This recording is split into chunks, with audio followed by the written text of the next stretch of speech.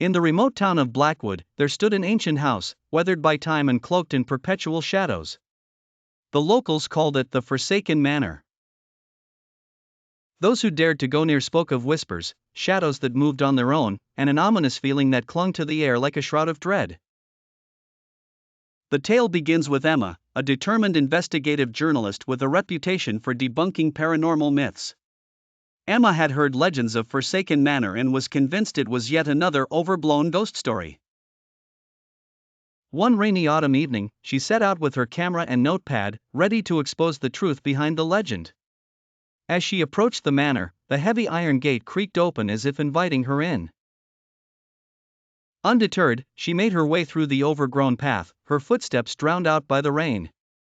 Entering the house, the air turned cold, biting at her skin. She recorded everything, mentally noting the state of decay and the eerie silence that filled each room.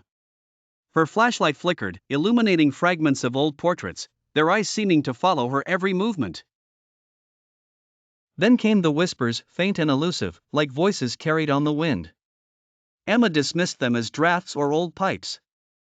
But soon, they grew louder, more insistent, murmuring her name. She felt a presence, a cold hand that seemed to brush her shoulder. Panic rose, but Emma, ever the skeptic, pressed on. In the heart of the manor, she discovered a hidden door partially obscured by cobwebs. With trembling hands, she pushed it open and descended into a damp, mold-ridden basement. Photographs hung on the walls, each one depicting previous visitors, all with expressions of sheer terror. Emma's heart raced as she recognized one of the faces, her missing colleague, David, who had vanished months before while investigating the same manor. It was then the ground beneath her seemed to ripple, shadows crawling from the corners, twisting into grotesque forms. The whispers became screams, demanding she leave.